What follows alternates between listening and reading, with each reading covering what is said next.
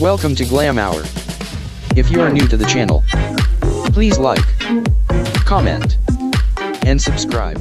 Sobrang nalungkot si Samantha Panlilio, Miss Grand Philippines 2021, matapos mabigong makapasok bilang top 20 semi-finalist sa Miss Grand International. Maraming Pinoy netizens ang nadismaya sa paniniwalang si Samantha ay karapat-dapat na mapabilang sa top 20 at least. Ipinahayag ni Samantha Panlilio ang kanyang heartbreak sa isang Instagram post kasunod ng Miss Grand International Finals Night na ginanap sa Bangkok, Thailand. Ito ang mensahe ni Samantha sa kanyang mga Filipino supporters. Quote, "Hi guys, I'm not sure what happened. I am completely heartbroken, but I know I did my best and that's all that matters. Thank you for being there with me every step of the way. Love you all." Unquote. Isang Miss Grand International contestant ang nagbahagi ng video kung saan suot ni Samantha ang gown na isusuot sana niya kung mapili siyang bilang finalist.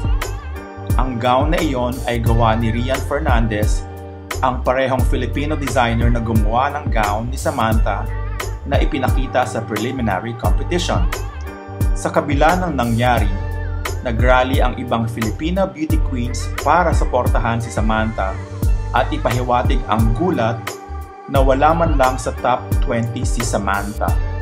Nakatanggap din si Samantha ng agarang statement of support mula sa Binibining Pilipinas. Sabi ng statement, quote, "Stella Marquez and BPCI are delighted with your grand performance at Miss Grand International. Thank you for giving the Philippines a good fight in Thailand. We are very proud of you. See you soon, our Binibini Queen."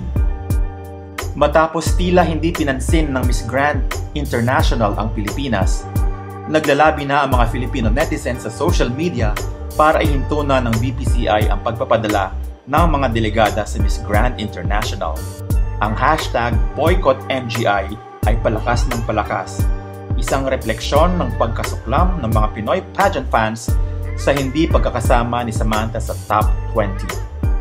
Matatandaan na tulad ni Samantha ay hindi rin nakapasok si Miss Grand Thailand sa top 20. Ang Thailand ang tahanan ng organisasyon ng Miss Grand International na pinamumunuan ni Mr. Nawat. Sang-ayon ka ba na dapat ihinto na ng Binibining Pilipinas ang pagpapadala ng kandidata sa Miss Grand International sa susunod na taon? Ibahagi sa amin ang iyong mga saloobin sa comment section.